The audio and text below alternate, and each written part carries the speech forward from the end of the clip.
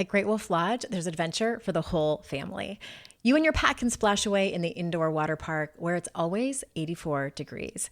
There's a massive wave pool, a lazy river, and tons of water slides for your pack to enjoy together. And the fun doesn't stop there. Get ready to explore and play at adventure-packed attractions from Magi Quest, a live action game that takes place throughout the lodge, to the Northern Lights Arcade. There's also a bunch of great dining options and complimentary daily events like nightly dance parties, all under one roof. And the best part, it's their biggest sale of the year only on August 4th. Book a family suite starting at just $84 a night. It's the 84-degree sale from Great Wolf Lodge, only on 8/4. Book your stay today at greatwolf.com. We have to acknowledge the grief that we're experiencing at all different levels for all different things, or else it will find a way to manifest in your life, in your body. It's not about walking around being a sad girl all the time. The first step is just acknowledging that it's happening to you. You're listening to Make Some Noise podcast, episode number 687.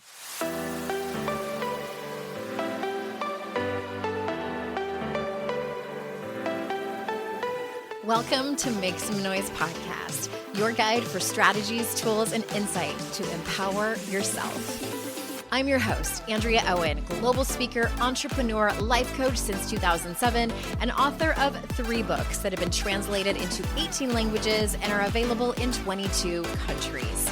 Each week, I'll bring you a guest or a lesson that will help you maximize unshakable confidence, master resilience, and make some noise in your life. You ready? Let's go. Hey everyone, welcome to another episode of the podcast. I am so glad that you are here.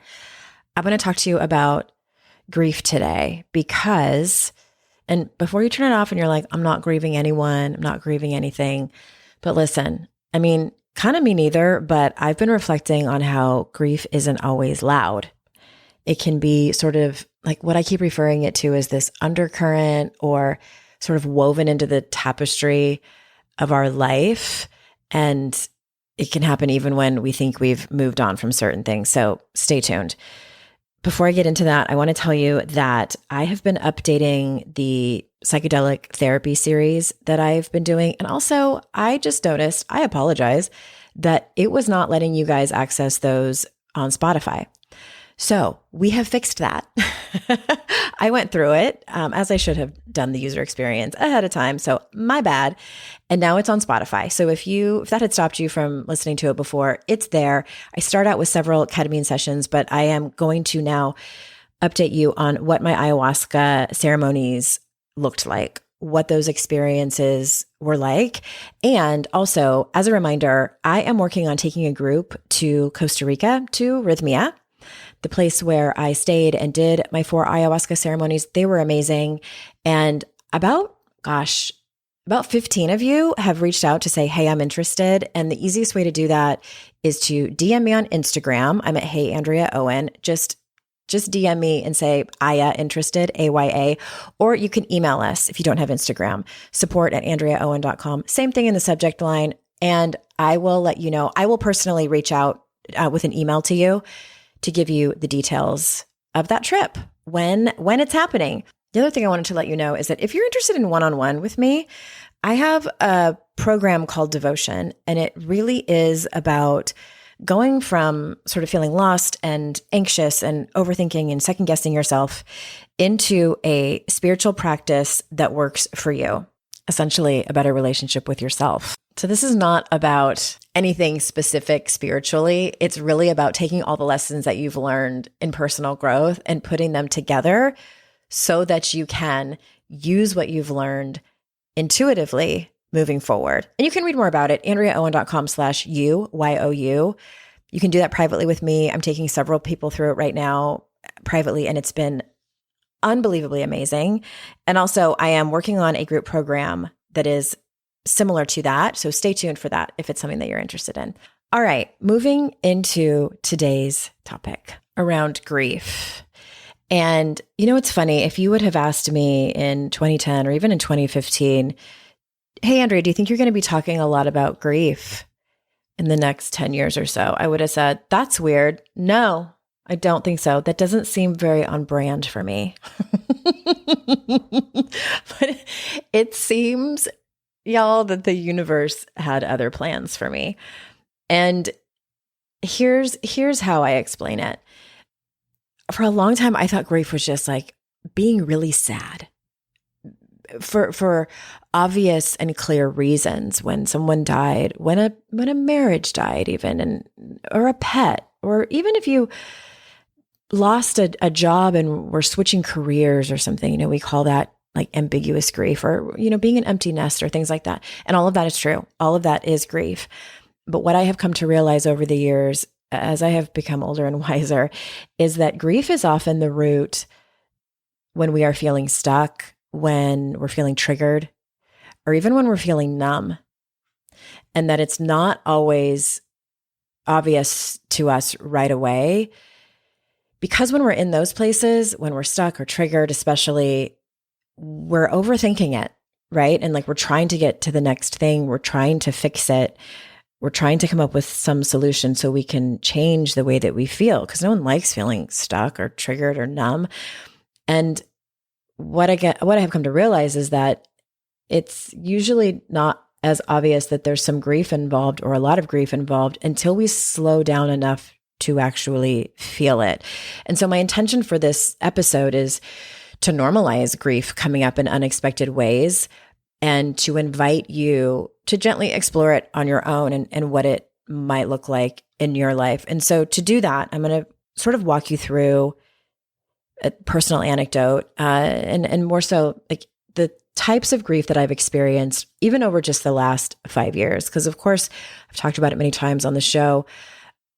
The biggest way that grief showed up for me in my life was losing my dad in 2016, which then prompted me 2 months after his death to get the word surrender tattooed on my arm. And I swear to you all, I accidentally cast a spell when I got that tattoo, because here I am 9 years later doing a lot of surrendering, but more on that later. But since then, even just over the last 5 years, and this is not to name them all, but grieving a marriage that was slowly fading over time, grieving old dreams that didn't pan out the way that I thought, including my marriage and other things, grieving parts of myself that I had to let go of, that I didn't want to let go of. For example, being a mom of small children. I don't know that I've ever really leaned into or looked for people talking about the grief that is involved as a mother as your children age out of certain developmental areas in their life. So for example, when they go from infancy to toddlerhood to childhood to being middle schoolers and then into being tweens and then teenagers. And, it looks a little bit different for each family, but there is grief involved, and grieving old ways of being even. I'm noticing the past few years how I am not the same as I used to be in terms of my ambition, in terms of how I tackle projects, how motivated I am about certain things. I'm not as motivated as I was. And so that's a way of being. I'm essentially saying goodbye to old versions of myself. And that goodbye process has not been easy at all. I personally, with some of these new versions that I've transitioned into, have gone kicking and screaming. I don't want to let her go. And so there is grief there. Even grief related to success in my life that has plateaued or changed form. I think many times we maybe unconsciously believe that certain things will remain a particular type of trajectory. Like we think that things are going to keep getting better. And sometimes they don't. And that can hand us some grief. And again, like these weren't obvious. These weren't obvious griefs. Like sometimes they showed up as just a feeling of flatness, feeling of irritation, sometimes frustration, definitely a feeling of disconnection. But the main thing that I kept sort of feeling and sometimes literally thinking these words to myself is, what's wrong with me? What is going on? What is wrong with me? And for me personally, and I hope that you can take this lesson that I'm about to say and implement it in your life. For me, anytime I ask myself a question like that or feel like that, like, is there something wrong with me? Am I doing something wrong? What is going on here? Or if I say something to myself or do something that is a quick decision. So, or if it's a quick response in my mind as a thought or a quick decision that I make that doesn't really feel that great, but I do it anyway. In those moments, those two examples that I just gave you, my hope is that you get curious about yourself, that you get curious about your behavior, your thoughts, the questions that you're asking yourself, even if it's as simple as your next thought being, well, that's interesting. I wonder why I thought that, or I wonder why I came to such a quick decision that doesn't actually feel good. What's underneath that? Where do I think that came from? So you're essentially self-coaching. And not that either of those things have to do with grief. That's just a kind of side note. That's much my ADHD brain working for you and giving you a little tip there is that I want more than anything for you to get curious with yourself in order for you to grow, because curiosity will always bring you some kind of clarity. Because if you're not curious, then you're on autopilot and you're just doing what you've always done. You're thinking the same thoughts that you've always thought. And when you get curious, it's not necessarily that you're going to have massive growth or that you're going to change your behavior or change your thoughts, but it is coming from a place of compassion. All right? All right. Back to grief. The reason that I went on that side tangent is because I was thinking about how I got here to this topic, how I'm bringing you this podcast episode today, is because I was asking myself, what's wrong with me? And so that for me was a red flag, kind of, just like, oh, well, that's an interesting question to ask myself, that I think something is wrong with me because of how I'm thinking or how I'm feeling. So I started reflecting on that question. What about is happening right now that makes me feel like there's something wrong with me? And I'll spare you all the in-between details of how I got there. Essentially, I just pull on a thread, and pulling on the thread, here's what I've realized. I've reflected on all these different kinds of grief, from relationships ending to people dying to identities, that my own identities that have changed over time, to old dreams that have shifted. And I realized something. And you guys know how much I love metaphors. You know how much I love metaphors. Grief has been like, and felt like, a perpetual pregnancy for most of my life. Sometimes I could feel it, the grief, sort of swelling under the surface, asking to be acknowledged in some way. Sometimes it was like a sort of phantom pregnancy, like it was there, but it was invisible and it was unexplained and felt a little more disorganized and dismissed by me in those moments when it felt like a phantom pregnancy. And then when I would push it away, it manifested some other way. It manifested as anger and rage sometimes. It manifested as sadness that I didn't know where it came from. And it would manifest as disappointment and frustration sometimes, and judgment of other people, and a lot of judgment against myself. And so when I did finally get curious and think, oh my gosh, is this grief? Is that what this is? And P.S., that realization has come to me, all of this that I'm sharing with you today, after I have integrated what I experienced in Costa Rica doing ayahuasca ceremonies. And in that, I realized how much space this grief has been taking up all along and been stuck because I haven't acknowledged it. So I'm going to give you an example that might be easier for you to recognize in your own life. And the example is going to come from being triggered. My hope is, as I walk you through this, you can think of a moment in your own life where you've been triggered by someone else, Because you know how we hear in personal development circles, and I've said this a lot because I really do believe it, is that when we are judging someone else, you know where this is going, right? Or when we're getting triggered by someone, something did or said, it's rarely about that other person. Sometimes it is, but I can almost say 100% of the time, even if it is also about the other person, it is also about us. That there's something going on in us that we either don't like or that we need to look at or unpack or transform or whatever, that is only about us. Okay, so I got triggered on Instagram by someone that I follow, that I have been acquainted with. This person is kind and helpful, and I don't know them that well, but I'm on Instagram one day and they popped up in my feed, and there was this one particular post that they had made, and I was activated and I went off. I was talking to Dr. Fox about it, and I was like, you know what? I'm going to tell you something. I'm going to tell you something I'm mad at. There's this person. And then when I saw him, I showed him the Instagram post, and he's listening because this is all new to him, just in terms of like trying to make him understand it. I was going off. And even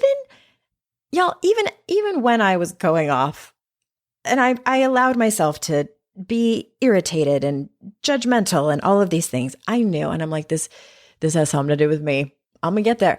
I'm going to get there. Just hold on tight. Let's go on this whole ride. And so to kind of just name and bullet point the things that were going on, there was comparison. I was comparing myself to her, and I was not winning. P.S. I was judging. I didn't like the way she was doing things. And there was also this inner narrative about myself that came from the comparison and the judgment. So I was making up all kinds of stories, right? That's what we do. And it took me a minute to realize it. And Dr. Fox, bless him, he's asking me questions about it. And I realized, I said, oh, this really isn't about judgment.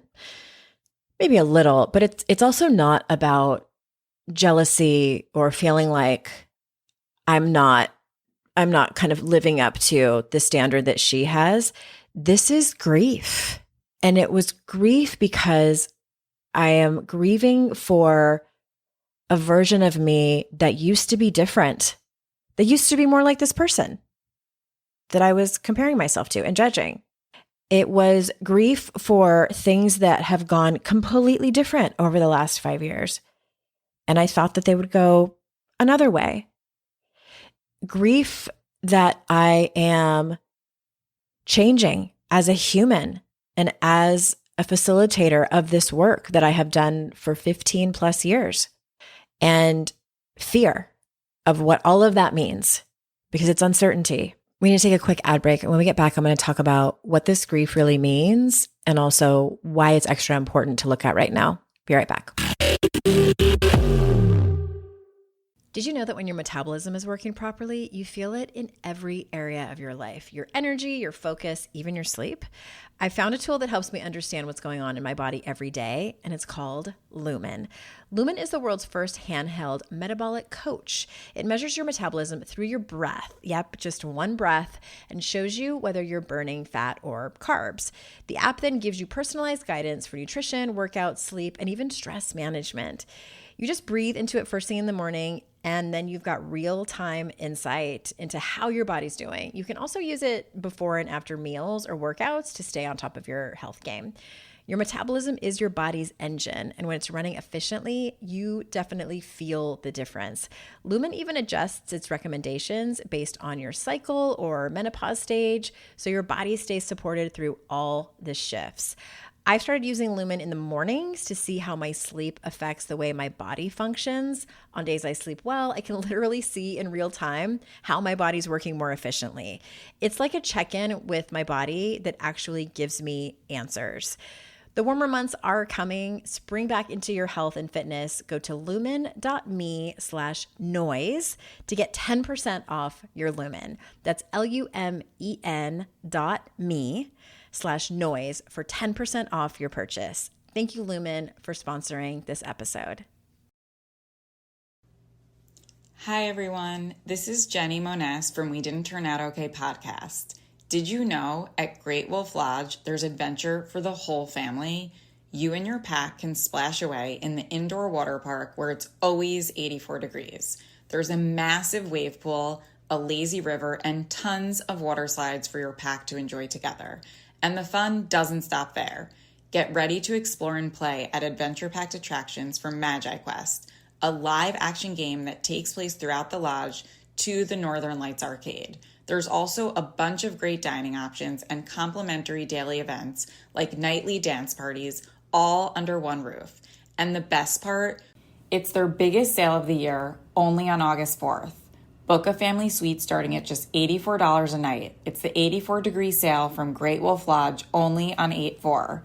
Book your stay today at greatwolf.com. On average, you'll have to wait 31 days to see an OBGYN. And if you're dealing with an infection or outbreak, you know you need care fast. That's where Wisp comes in. Connect with a U.S. licensed provider online and pick up safe, effective treatment at your local pharmacy that same day. Plus, get birth control and more delivered in all 50 states. Take control with comprehensive sexual and reproductive care, all from your phone. Wisp. That's hellowisp.com. The waiting room can wait.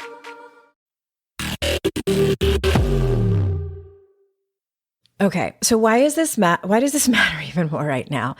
Here's my personal opinion on why it matters right now. Grief is always important to feel and acknowledge and all of those things, but it's especially important right now because of where we are in this moment in time, in this moment in history.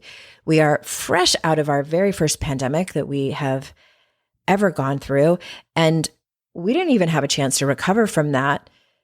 And things got flipped upside down in terms of the social and political happenings that are going on right now. And it's not to say that things haven't been happening that were not great before that. They were. But I think that it's really coming to a head in this moment in time where we are all able to see the atrocities and the pain and the terrible things that are happening across humanity all over the world. And at least as far as we know, no moment in time have humans been able to see all of this going on in real time. And I personally, I'm no super expert on nervous systems and things like that, but I don't think that humans are built to digest and process and go about their lives that easily with everything we have to contend with. It's bonkers. I don't have a better word for it. I wish that I did, because we are being asked to watch things collapse, to watch horrible things happening with humanity, and then return emails at the same time, and then love our children and take care of them and go to work and maintain these relationships and listen to personal growth podcasts. Like, it's bonkers. It's like, if you think about it, right? So no wonder we have all this grief, and that's just grief for that one thing. And so I'm not saying that it's important to dedicate our lives to leaning into this grief. What I'm saying is that we have to acknowledge the grief that we're experiencing at all different levels for all different things, or else it will find a way to manifest in your life, in your body. It's not about walking around being a sad girl all the time, 24/7, and having funerals for everyone and everything. It's not. If you want to do that, by all means, I hope that you still make time to live your life. But it truly is about, the first step is just acknowledging that it's happening to you. Because if you push down your emotions, any of them, if you numb them out, what I like to say, if you bury them alive and hope that they will die, they will find a way to come out. And how that usually comes out is what I was talking about in the beginning of this podcast. It can come out as irritation, frustration, some kind of listlessness or numbness. It can come out as passive aggression. And granted, that's probably not the only reason that you're feeling all those things that I just named, but it is very much one of them.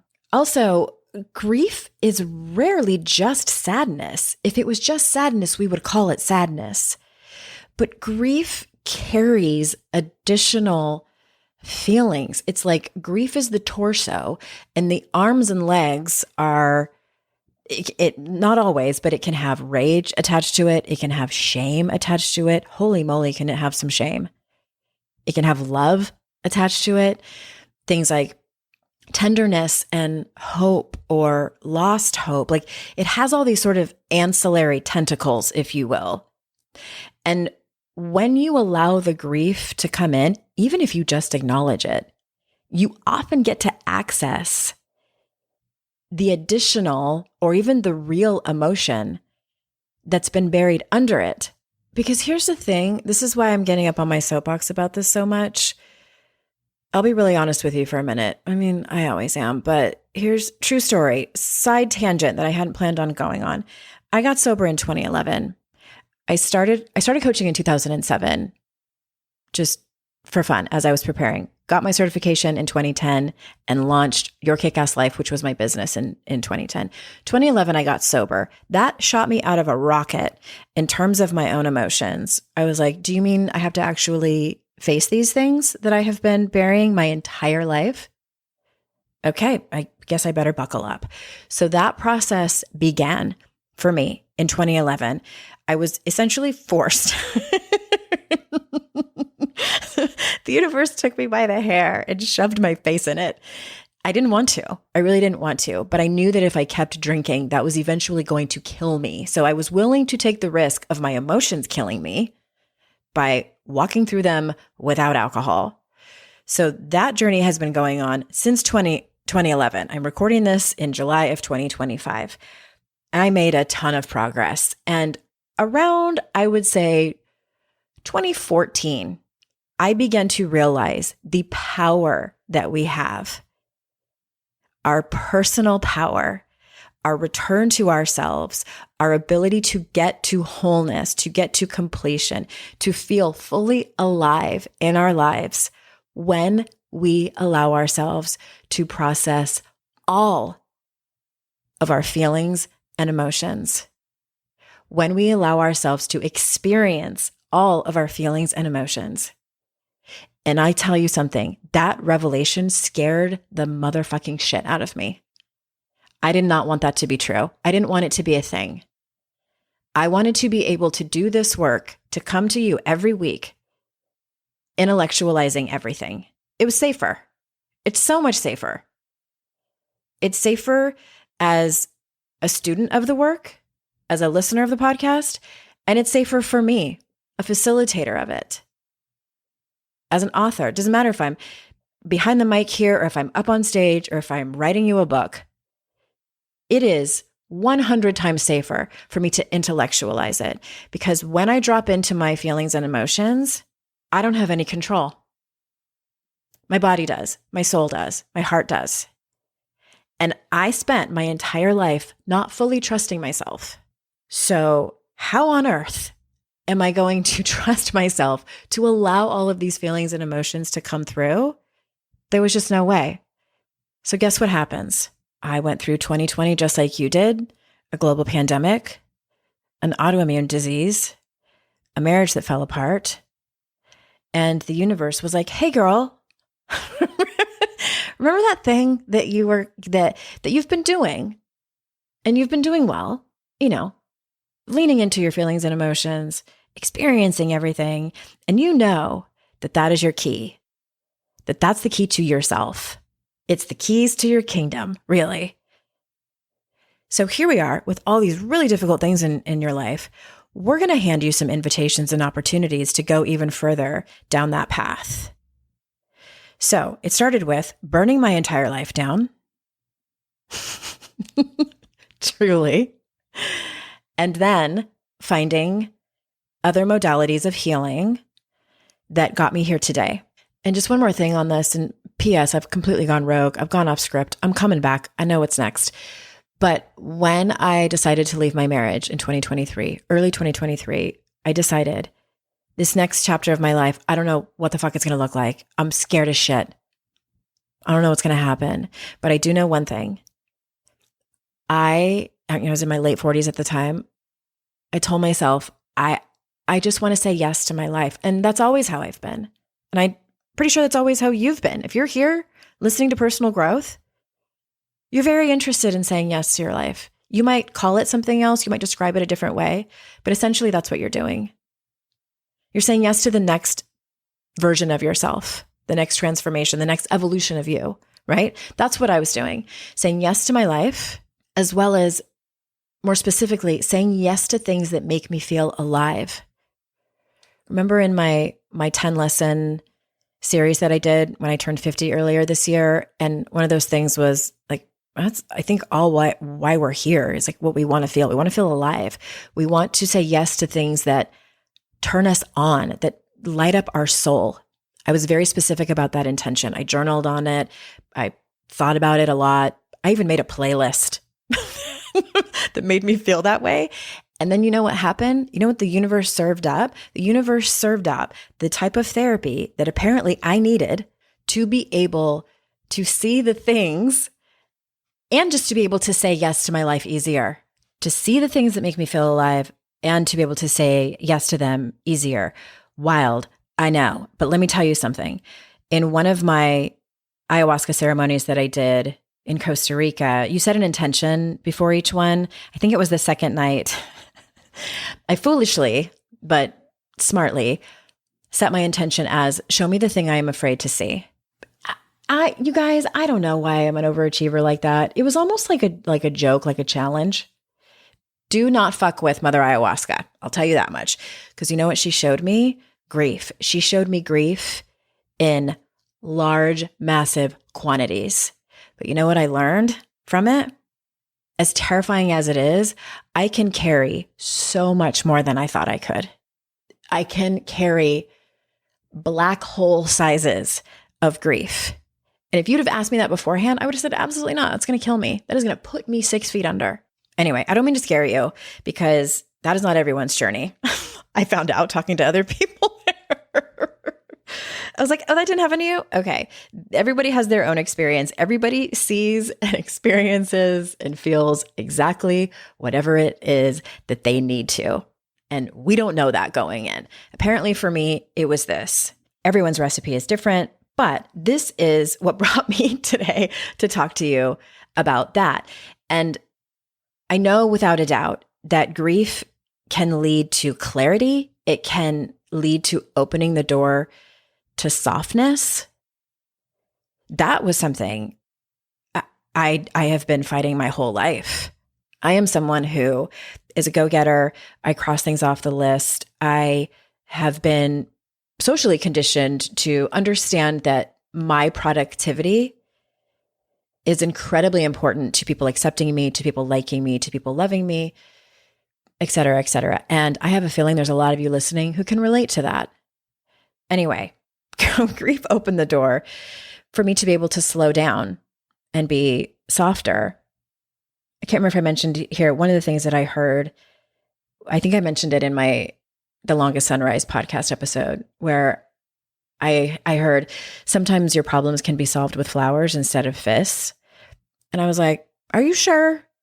But it's things like that. And grief can even help you navigate and melt away shame if you lean into it. All right, one more ad break and we come back. I'm going to talk to you about ways that you can slowly and gently let grief in. So we'll be right back. USAA knows dynamic duos can save the day, like superheroes and sidekicks, or auto and home insurance. With USAA, you can bundle your auto and home and save up to 10%.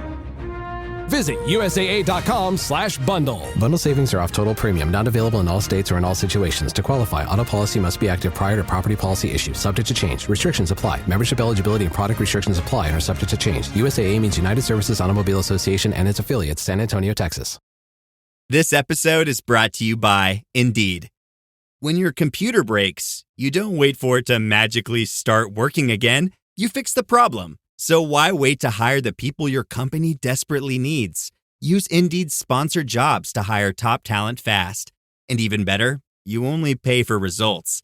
There's no need to wait. Speed up your hiring with a $75 sponsored job credit at Indeed.com/podcast. Terms and conditions apply. Are your business expenses playing hide and seek? With Uber for Business, the small spends that slip through the cracks, like rides and meals, go right where you need them.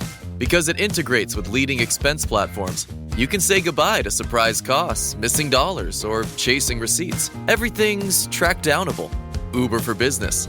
Make small steps that make a big impact. Learn more at uber.com/small steps.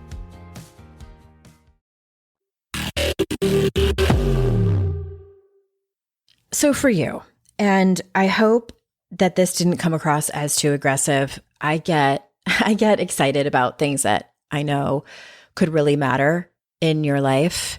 And I get a little bit up on my soapbox, but I hope that that doesn't detour you. And if I'm going to leave you with anything, I always want to leave you with curiosity. I'm going to leave you with some questions. The first one I want to ask you is, how did this topic land for you? Were you a little nervous? Like, even me talking about the word, did it make you at least a little bit interested to look at certain parts of yourself that you might be neglecting, that might just be grieving? It might be grief underneath. Did it make you, I know for me, sometimes when I hear a podcast episode that is especially resonant, I might burst into tears. If that happens, it really just means that, again, there's something that's resonating. There's something maybe to look at, to pull on a thread. And if you are someone who, I'm going to assume this is most of you, if you are somebody who was raised in a culture where capitalism and patriarchy are at the center, then most likely you have also may have a complicated relationship with grief, because grief pushes up against that, because grief is a softer thing to look at. And it's usually something that is an obstacle, is an annoyance, is something that gets in the way, is something that could categorize you as too emotional or too sensitive. So that might be something to think about. And also, grief is inconvenient. Grief is incredibly inconvenient. And maybe we don't, when we're in it, we might not experience it as that, but when we think about it, when we think like, oh, this might be grief, or, oh, if someone dies, that's going to take me out for a while. That's going to take me away from being able to do my job, to show up for everybody, to cross things off the list. That is a massive inconvenience. So most of us don't have a welcoming relationship with grief. So maybe start there. And then a couple additional questions might be for you. What might shift in your life? What might shift in your body? What might shift in your heart if you let yourself name what you've lost? If you let yourself name what you've lost. For example, although the ending of my marriage did end up being a mutual decision between the two of us, I was the one who broached the subject, who essentially sort of led us there to ultimately make that decision together. And so I had sort of categorized myself as like, well, I'm the one who ultimately made the decision, and I was sort of in charge. So I felt like I didn't deserve as much grief. I didn't deserve as much pain, that it was sort of like quantifiable, and that the other person in the relationship deserved to be the one who was completely heartbroken. And I should have been the one who was sort of the steward of strength and was able to move on faster. So I had to think about, oh, I lost something too. I lost a dream. I lost a person that I really thought I could make it work with. I lost a relationship where I thought that we would eventually reach an equilibrium, and we could not. So it was like naming all of these things that were incredibly difficult to do, because they were there was a lot of gray area. It was kind of ambiguous, and it wasn't cut and dry, black or white. So actually naming it, as a loss. I mean, we could even look at the years of the pandemic. And do you feel like you lost all those years? Were you a parent and feel like you lost that chunk of time with your children? Or were you in a relationship that you may or may not even be in anymore, and you feel like you lost that chunk of time? Or even work, and you lost a period of time that could have been really great for your career if we had not had the pandemic, things like that. What if you could let yourself name what you've lost? And one more question. Where might grief be quietly, invisibly shaping your decisions, your energy? Is grief speaking for your inner critic? You can either choose to deep dive and journal in these questions or just think about them and see if anything pops up immediately for you. Even if you just think about your relationship with grief, if you had to explain that to someone before you listen to this podcast episode, if you had to explain, maybe somebody, their English isn't their first language, and you had to explain to them what it is, how would you explain it? And then go from there and see how your relationship, your expectation of what grief is, might be shaping your life in a way that is holding you back from feeling fully alive, from stepping into the next evolution of yourself, etc. Thank you for listening to this. And Devotion, my one-on-one program, and the next program that I have coming up that is a group program, we are creating space for this kind of emotional truth-telling where grief isn't seen as weakness at all, but as part of becoming whole, as part of becoming your most alive self, as part of you feeling complete as a human. So if you're interested in that, even just DM me on Instagram so I can reply and make sure that you know when those offerings are available. And remember, it's our life's journey to make ourselves better humans and our life's responsibility to make the world a better place. Bye for now.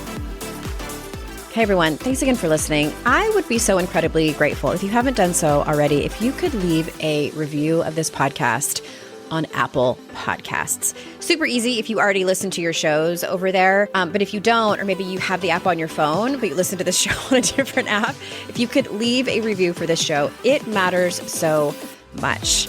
I wish I could express how much it matters. I also wish that it didn't matter so much, but alas, it does. So if you haven't already, please go review and rate the show. It would mean so much to me. And thank you so much. I hope you have an amazing day.